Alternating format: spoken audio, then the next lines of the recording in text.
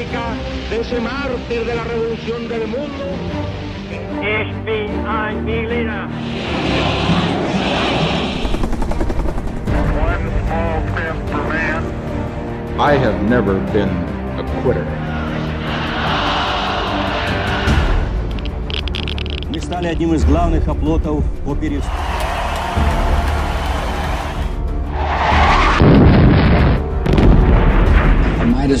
Серьезные основания полагать. Yes, we can.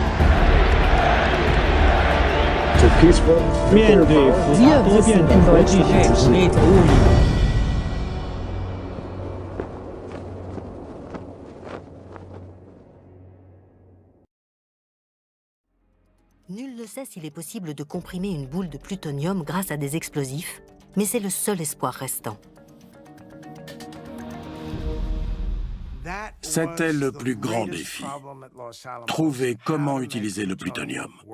Ils ont réorganisé le laboratoire en se focalisant sur l'implosion.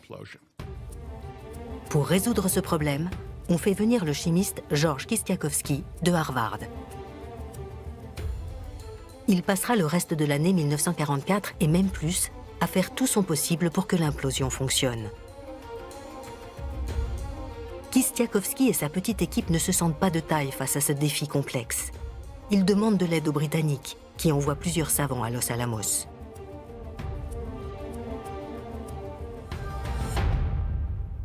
Groves voulait qu'ils soient tous contrôlés par mesure de sécurité.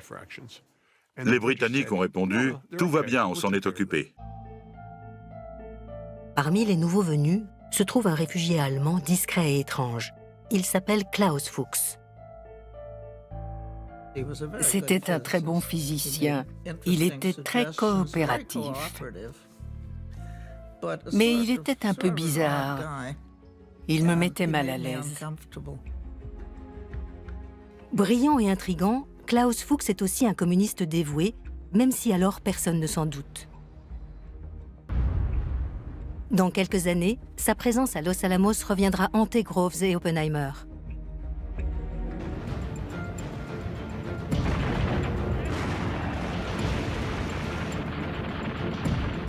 Nous sommes début 1945. En Europe, la guerre entre dans ses derniers mois.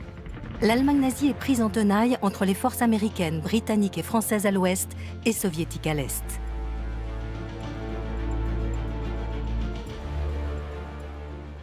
À Los Alamos, le concept de bombe à uranium basé sur le principe de canon est prêt. Tout ce qui manque, c'est l'uranium. Il devrait y en avoir assez pour une bombe d'ici l'été. Du côté de la bombe au plutonium, les savants travaillent toujours sur l'implosion. Soudain, en avril, c'est la tragédie.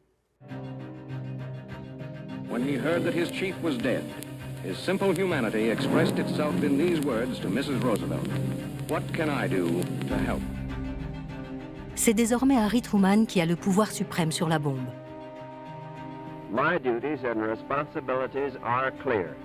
I have assumed them. Mais une énorme responsabilité n'est pas claire du tout. Aussi incroyable que cela puisse paraître, Truman n'a jamais entendu parler de la bombe. Il hérite d'une charge dont il ne sait absolument rien parce que Roosevelt ne lui en a pas parlé. Il avait été vice-président pendant 82 jours.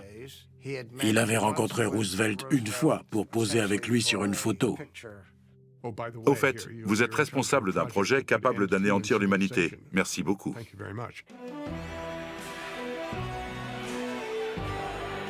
En mai, l'Allemagne capitule. La guerre est terminée en Europe.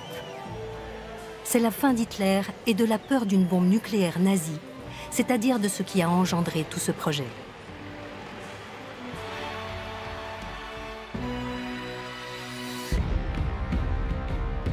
Mais dans le Pacifique, la guerre contre le Japon fait encore rage. Ce n'était pas encore fini. Au printemps 1945, j'avais 7 ans. Et je me rappelle très bien qu'on déplorait la mort de jeunes soldats au combat tous les jours. Certes, cette course à l'armement a été lancée par peur de l'Allemagne, mais le Japon est à présent le seul ennemi. Il sera donc la cible de la bombe.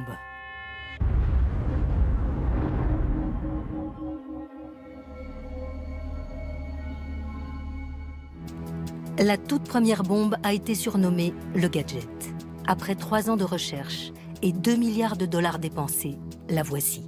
Une sphère d'1,80 m de diamètre, remplie de batteries, de pièces électroniques, d'explosifs, couverte de câbles servant à la déclencher et à mesurer son effet. En son centre se trouve une boule de plutonium de la taille d'un pamplemousse, le noyau. Si cette bombe fonctionne, le destin du monde s'en trouvera changé à tout jamais. Tout se joue lors d'un essai dans le désert du Nouveau-Mexique, au nom de code de Trinity. Nous sommes en juillet 1945. Les préparatifs durent depuis des mois.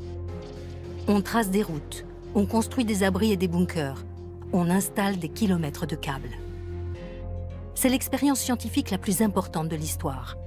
Si elle est concluante, la première explosion atomique au monde sera déclenchée. Personne ne sait à quoi elle peut bien ressembler. Il faut tout mesurer, enregistrer, photographier. Les niveaux de radiation, les ondes de choc, les températures. Tout cela est inconnu et doit être noté.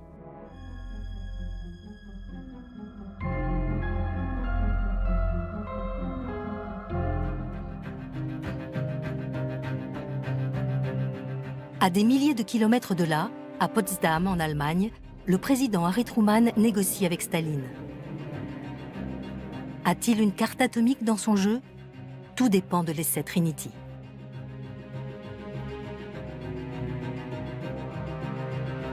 Pendant ce temps, au Nouveau-Mexique, Kistiakowsky rencontre un problème.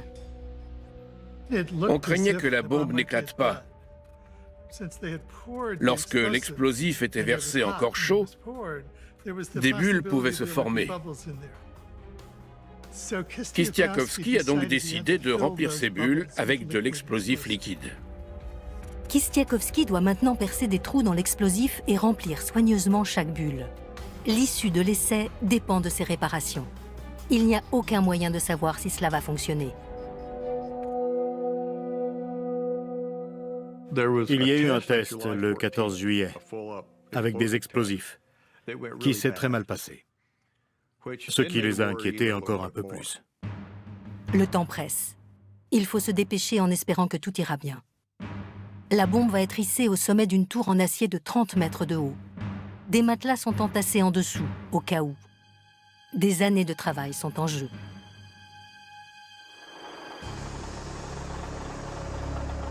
La dernière pièce cruciale, le noyau de plutonium de la taille d'un pamplemousse, est livré par voiture depuis Los Alamos. Cette petite boîte vaut 350 millions de dollars. À Potsdam, Truman attend. L'essai est prévu pour le soir même, à l'heure allemande. Il commence à pleuvoir. Il faut reporter. Tout le monde est très nerveux. Tout le monde était très inquiet à cause de tous ces branchements électroniques. Et il y avait 1 milliard de choses qui pouvaient mal se passer.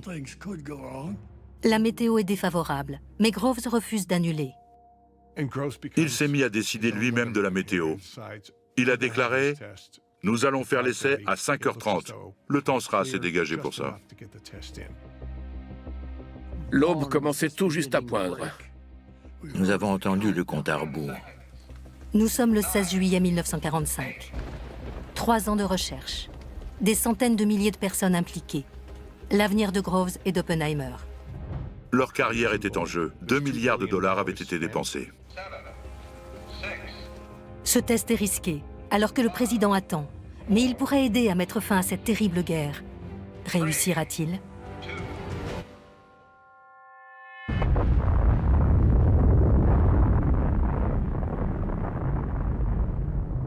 Le monde ne sera plus jamais comme avant.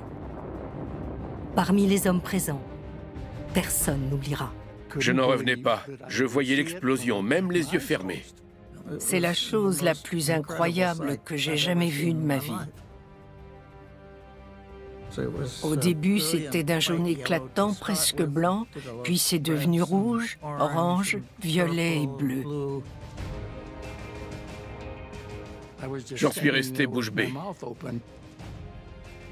L'ingénieur Jack Abbey avait son appareil photo sur lui. J'ai ouvert l'obturateur en grand. Le cliché qu'il a pris est la seule photographie couleur correctement exposée de cette nuit-là.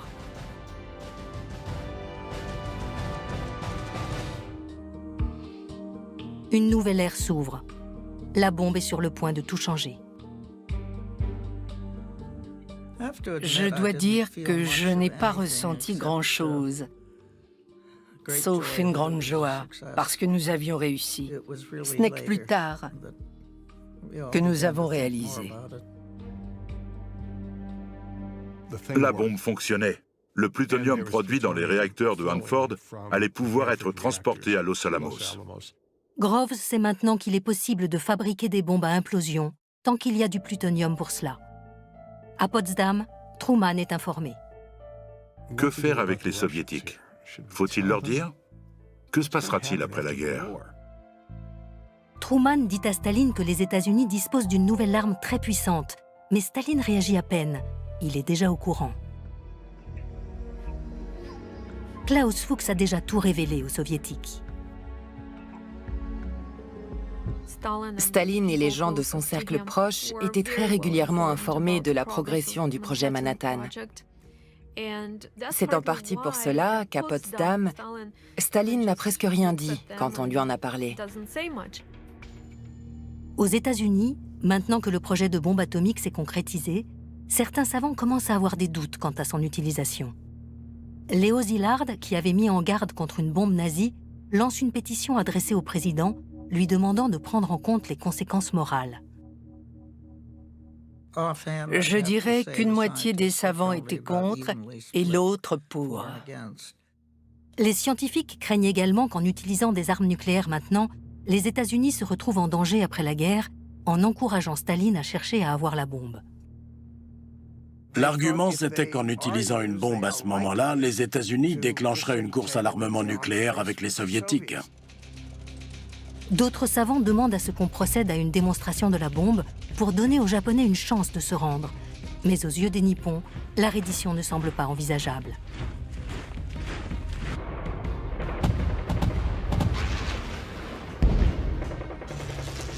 Ils envoient des kamikazes, c'est-à-dire des pilotes en mission suicide contre des bateaux américains. Bataille après bataille, leurs soldats préfèrent se tuer plutôt que d'être capturés. Les États-Unis lancent à présent des bombes incendiaires sur leur ville. Une nuit, 100 000 Japonais meurent rien qu'à Tokyo. Toute résistance semble vaine, mais le Japon ne se rend toujours pas. L'étape suivante paraît inévitable, l'invasion du Japon. Des milliers d'Américains et peut-être des millions de Japonais risquent de mourir. Pour Harry Truman, la bombe semble être le moindre des deux maux.